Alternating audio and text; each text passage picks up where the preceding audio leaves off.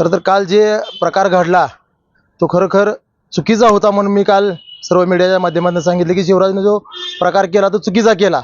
पण खरोखर चुकीचा एवढाच मी म्हणतो की त्या पंचाला शिक्षा मिळत असताना थोड्या प्रमाणात मिळाली. शिवराजने खरं असल्या आज त्याच्यावर जो अन्याय झाला आहे त्या पंचाला गोळ्या घातल्या पाहिजेत असं माझं स्पष्ट मत आहे. कारण हाच प्रकार 2009 साली माझ्याबरोबर बाबतीतही घडलेला होता. शिवराज आज तिसऱ्यांदा महाराष्ट्र केसरी होणार होता. मीही त्यावेळेस तिसऱ्यांदा महाराष्ट्र केसरी पहिल्यांदा होणार होतो.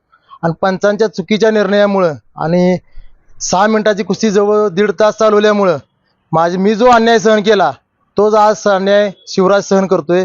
कुस्ती झालेली होती का नव्हती हे संपूर्ण महाराष्ट्रानं बघितलंय.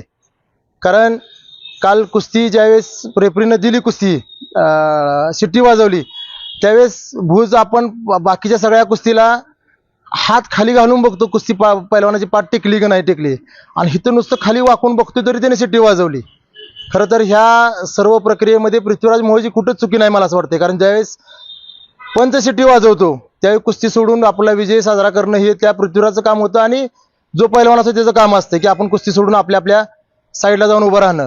पण आज जो प्रकार घडला शिवराजच्या बाबतीत तो खरोखर त्या पंचाला शिक्षा मिळाली ती कमी आहे.